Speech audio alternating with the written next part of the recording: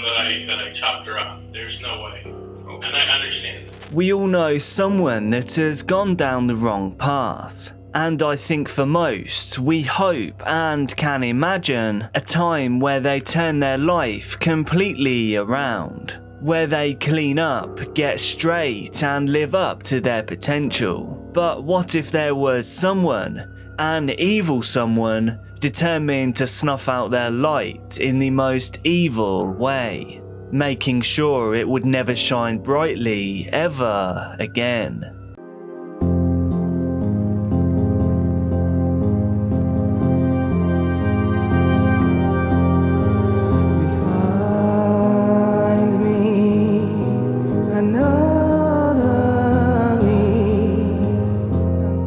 Viewer discretion is advised for this educational documentary.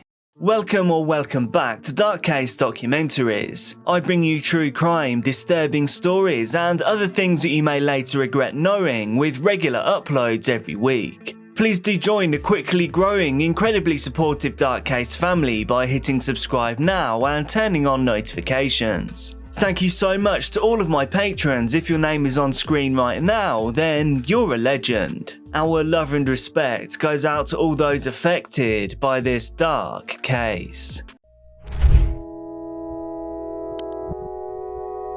Rori Hache was an 18-year-old girl who was persevering against all odds. She was born and raised in Oshawa, Ontario, surrounded by a unique and loving family. Rory was described as a considerate and caring family girl, one who was passionate about animals and about dance. As her mother recalls, if she had an apple, she would split it 5 ways to share with 4 other people. She never sought revenge or held hatred in her heart, even when she herself was greatly wronged. Unfortunately, when Rory was only 14, she both endured immense trauma at the hands of another and was introduced to illicit substances. She would struggle with substance abuse throughout her teenage years, simply trying to deal with the pain that she went through as a freshman in high school. However, by the time she was 18, she wanted to turn her life around, sensing that she was nearing full adulthood. Rory spent the summer of 2017 trying to walk a better path for herself and her future, so she checked herself into a youth care centre called The Refuge. It was there that she was connected with a job, with housing, and she even developed a relationship. And then 6 months into her stay at The Refuge, she then discovered that she was pregnant. Determined to keep and raise her unborn child, Rory plunged headfirst into bettering herself as she prepared for motherhood. Oshawa is a city in Ontario, Canada that sits on the Lake Ontario shoreline. It's referred to as the Golden Horseshoe. The area had decent education and health services, and it was here where Rory thrived, allowing her a variety of resources to get her on her feet and prepare her for life ahead.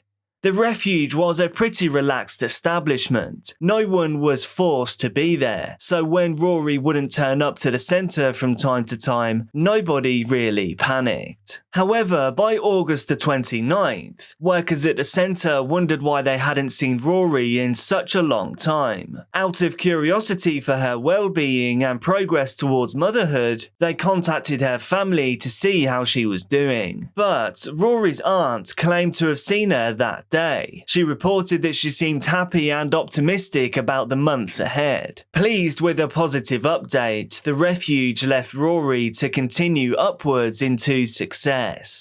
Just a couple of days later, on August the 31st, Rory's family followed in the footsteps of the Refuge. They wondered why they hadn't seen or heard from her since that day with her aunt. It was more normal for Rory to talk to her mother every day, so 3 days without a word was concerning at the very least. Her godmother's concerns could not be contained, so she called Rory's mother to compel her into reporting her missing. missing. The family searched for her tirelessly, putting up flyers and making Facebook posts in desperation to gain some information. But they would hear nothing for 2 whole weeks. So what was found next threw the search for Rory into a frenzy. On September the 11th, 2017, a group of fishermen saw a strange vessel bobbing in the water. What they reeled in was a horrifying catch, a hollowed out human torso. Durham police were quick to jump on a case of this chilling discovery, attempting to piece together what could have happened. It was immediately obvious that whoever this was, their other body parts had been intentionally removed. This must have been the work of a ruthless, psychotic individual. They began to cross-reference a torso with missing person reports, eliminating different people based on identifying factors like gender and tattoos. It would be a couple of days before they would discover the missing persons report of Rori Hache. It would then go on to take 2 long, grueling months for the family to find out whether the torso in the harbour belonged to their beloved daughter, niece and goddaughter. Through DNA given by Rory's parents, police were finally able to confirm that Rory's life had been taken by a ruthless monster, and now they needed to find out who it could be. In an interview regarding the discovery and identification, her mother said, "I knew it was my daughter. There is an animal on the loose. This goes deep. The pain. I can't stand it." The first place investigators turned was their main connection to Rory, the refuge. In the process of interviewing the workers there, with their key witness saying that in recent months, they had seen Rory taking a downward spiral back into her old life. Multiple workers described how Rory had gone from a happy, optimistic participant in the program to withdrawn as she fell back into hanging around with the wrong people and involving herself once more in dangerous activities. The police learned quickly that Rory was not doing as well as her family believed. The only family member that could give insight into Rory's true state was her uncle, Harvey Gwindon. He had met with her a few days before. He said that he knew something was wrong. Harvey felt as if Rory was scared, like she knew something bad was about to happen to her, but he simply didn't know how to help.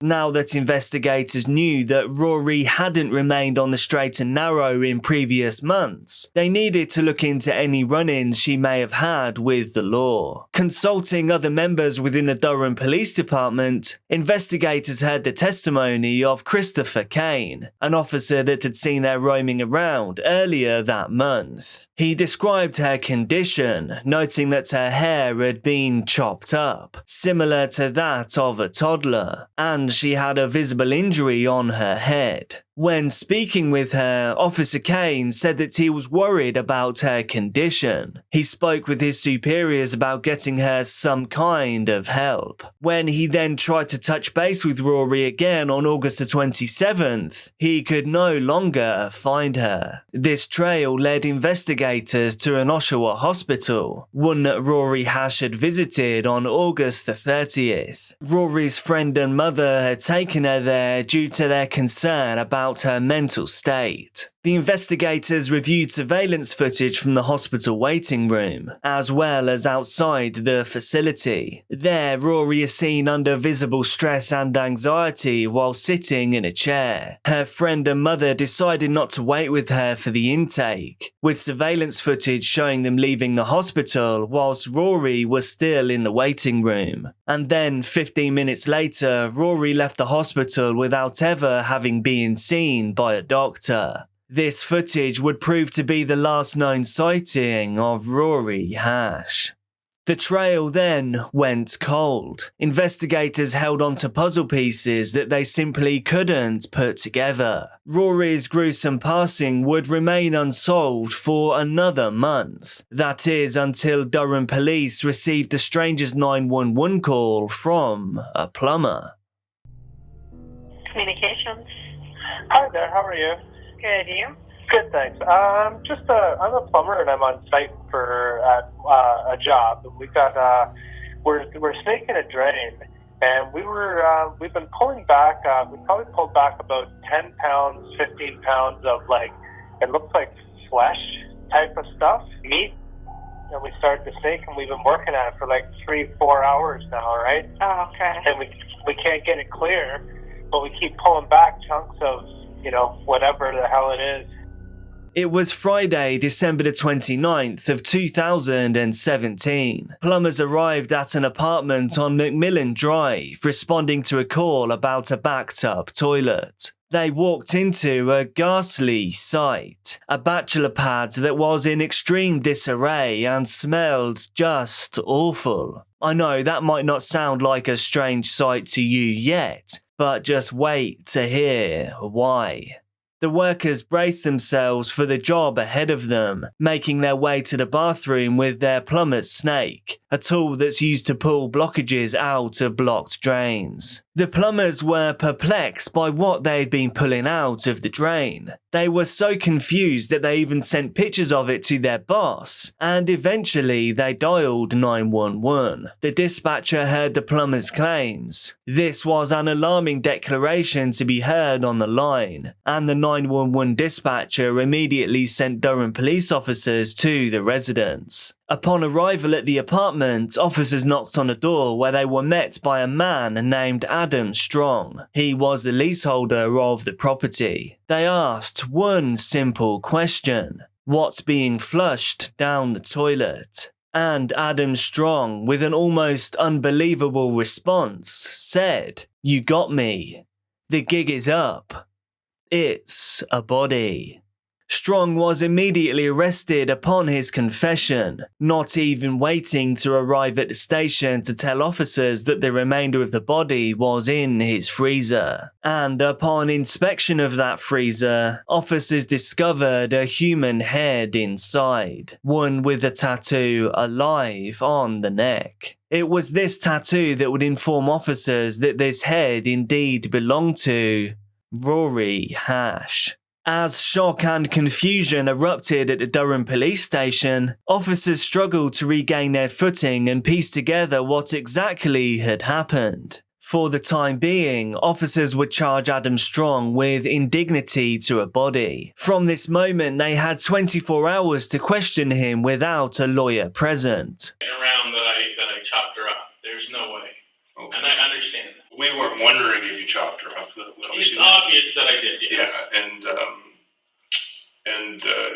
If not for, apparently the plumbing was all up in that house.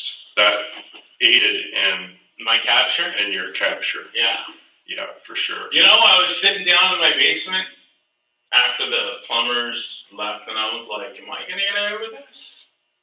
I don't know. Should I leave now?" It was during this interview that Adam would shut the book of his testimony completely, giving investigators 3 hours of nothing, making statements like, "I heard these things can take hours. Is that true?" Officers knew that now they were getting nowhere, disgusted by Strong's nonchalant, laid-back nature. He now strongly denied ending the life of Rory, though he was responsible for defiling her body. Durham police decided they would gain evidence to prove Strong's guilt without his confession. Officers then re-entered the worst apartment they had ever seen, Adam Strong's residence, one that was littered with Rory's DNA, including on a bent hammer. Realising that Adam Strong was responsible for Rory's gruesome and appalling end, they continued to search the apartment for more weapons. Amongst garbage bags filled with remains and Rory's running shoes, investigators came across a sharp hunting instrument. Due to their findings up to this point, police knew that this weapon had to be significant in their case. They subsequently sent it to the lab for DNA testing. Although the weapon did test positive for female DNA, it confusingly was not Rory's. Investigators now had a second victim on their hands. But who could it be?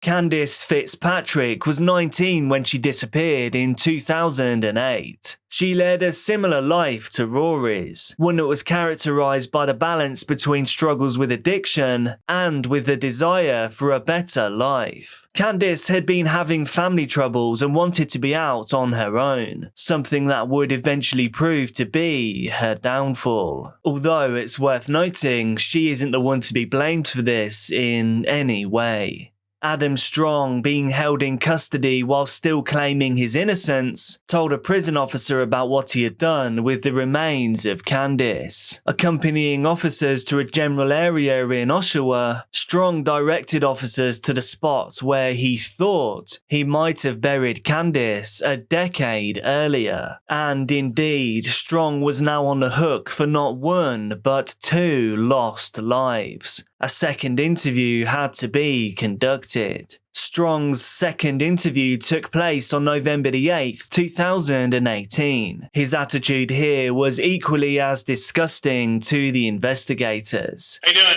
Good, you? Meh, had better days. Do you see how upset I am? No. You're pretty calm. Under the circumstances, I'm a little concerned how calm you are. It was all done in one evening. Oh, really? Oh, yeah. Like this was all one piece, and then this was all one piece. I couldn't. Yeah, Really? sorry, man. I don't remember. Really? Yeah, it wasn't important to me, man. Instead of reacting in shock and utter disgust, the officer fed into Strong's desire. A twisted desire to talk about what he had done in his abysmal apartment. The Durham police were hoping that Adam's willingness to talk, sharing about what he had done to the remains of 2 women, would lead a jury to believing Strong was responsible for both of their passings. Paul Mitten, the interviewing detective, would sit, eat and talk casually with Adam Strong for 12 hours, in hopes that a judge would allow it in Strong's trial. What are you going to anchor him for? Wendy's triple. Yeah, that's doable. No pickles. Iced tea, no ice. 2, their value, spicy chicken wraps, and a grilled chicken Caesar salad. Okay. Is that outrageous? Oh, and a ranch and a Caesar? Oh my God, thank you. I don't know how appropriate this is, but I'd like you to pass on to her mother and her father my condolences. I would like to, and I fielded this to my lawyer, and he's not interested in it, and I don't understand why. Of spilling the beans.